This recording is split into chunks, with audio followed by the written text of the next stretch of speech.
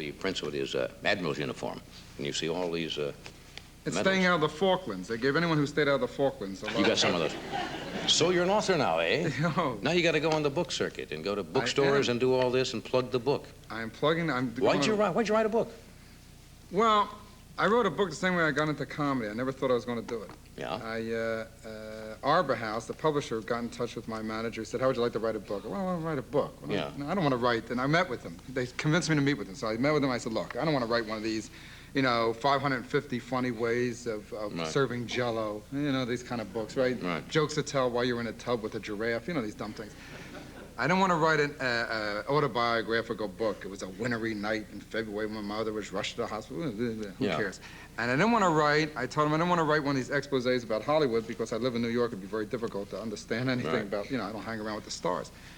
I said, I will write anecdotes out of life, funny and serious anecdotes. Does that have to do with and the kids put it together. growing up, your family, growing up, et cetera? and in show business and a little bit of the neighborhood and some of the characters. What can I ask you about the book that somebody hasn't asked you already? What? Suppose you were interviewing yourself. Yes. You see, books are... I've skimmed through the book. Yeah. See if my name was mentioned at all. It is. Quickly. It is, yes. And as soon as I saw it, I said, this is a great book. Soft pretzels with mustard obviously has to do with your favorite thing that you like to eat as a kid, yeah? Yeah, and what we did on the cover is I knew if I used a New York pretzel, I'd get hassled in Philadelphia. So I went to Philadelphia and got a real Philadelphia pretzel. We put mustard on it. Right. We're weird. Now, strange thing is I used to sell those in the street when I was a kid. Yeah, I used to sell pretzels. And in those days, I wasn't a good salesman, so I used to keep them overnight, and they got hard. I used to leave them in water. They soften up. Yeah. So that's where it came from. Yeah, but no one's asked me anything about the book because I'm actually kicking off the whole tour on this show because next to my parents, you're the second most responsible person for it being written. Well, you didn't have to say that. Well, it's true, though. Oh, it is. It's true. Besides, I need a ride back to my hotel, and I thought you'd give it to me. Oh, that's very nice of you to say that. Is it doing well? How long's it been out? Well, it's been out about 3 weeks, and it's doing very well, even though it hasn't been really promoted. You get a royalty on this? Yeah, after a certain amount. You have to sell so many thousand copies. Let me tell you something. You write a book for months and months and months, and it isn't the money part of it, because you make less money than you would if you told jokes for 45 minutes in a club date. That's right. But it's the idea of circulating it. It's the idea of saying something, maybe. And it's a good bedtime book, because it's got some humor, it's got the funny stories. Some funny stories in it. What was your first job out of this country? When I worked as a comedian the first time, this was a disaster. I went out. This is before you. Right. So these are the hack You're going jobs. back 12 years then. Yeah, like that. 71 I started on this show. Right. I went first. I got a tour. The tour was a connected tour. The Troubadour in Los Angeles, Mr. Kelly's in Chicago. Is that still there? No, that's gone. The Troubadour's gone. The Troubadour, I think, is still here. Open? Yeah. Yeah. I was paid $250, and my review said David Brenner should seek other employment while youth is still on his side. So I left town. Yeah. And I went to Kelly's, and it went great there at Mr. Kelly's in Chicago. Then I went to a club, the Colonial Inn in Toronto. Now, they booked an opening act, the Enchanted Forest, a rock group of girls, very good musicians. And they would set the stage. Well, rock, they had to have things spinning and smoking. Yeah, and all that noise. They would do their show, and they would finish, and then I had to come out. There was no MC in the budget. I had to walk out by myself, reset the lights, push the microphone. Before you've ever gotten on? Yes. Push the microphones off to the side, set up my microphone, and then I'd start. Well, the first 10 minutes were terrible, and the last 20 were disastrous. So I said, what am I going to do? I bomb night after night. I'm bombing. Was that your worst bombing experience? Worse. One night, on top of bombing, I hear an angry heckler, rah, rah, rah, coming from the crowd. Get off the stage. Rah. So I keep working, and rah, rah, rah. Now I hear the voices closer. And I know a voice doesn't move without a body. Yeah.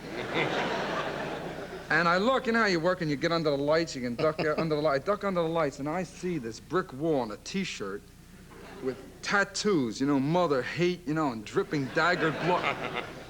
Ugly in this ugly face. You knew his mother at Halloween just put a rubber band from one ear to the other. You know one of those faces?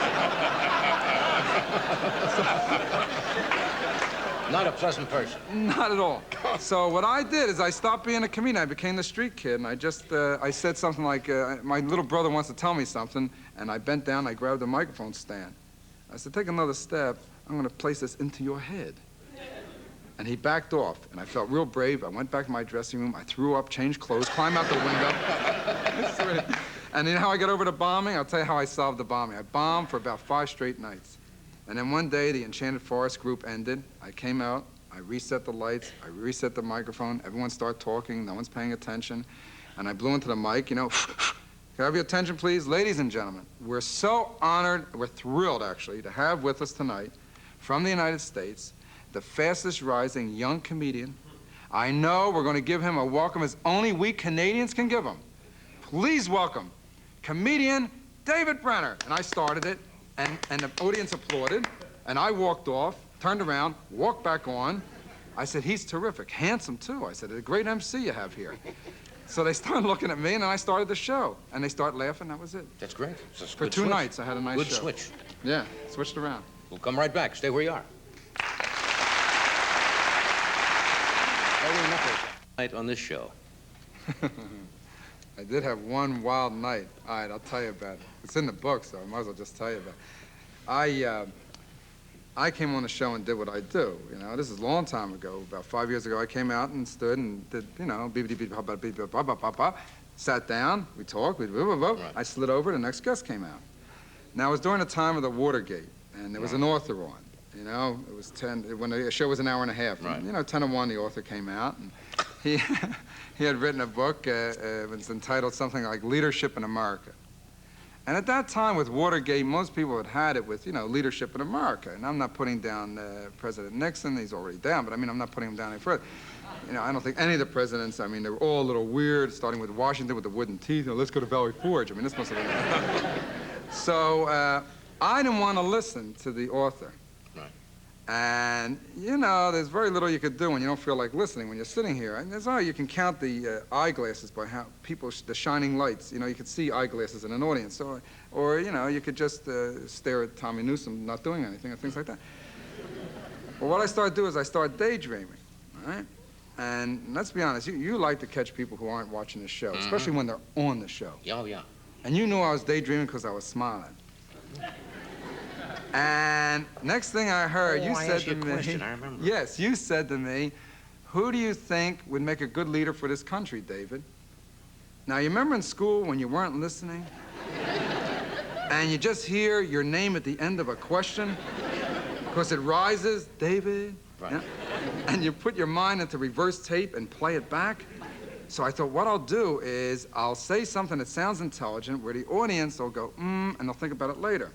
You know, which is what I do when I don't know what to say to people. Like if someone comes up to me and says, hey, look at these shoes, $75. And I don't know if it was a deal or he got ripped off. I always go, That covers it. It covers it, right? So I said, well, I think that what we have to do, Johnny, is I don't think anyone in the political arena today is capable of leading this great country. And I think what we have to do is reincarnate the bravest man who ever lived. Oh. Bring him back.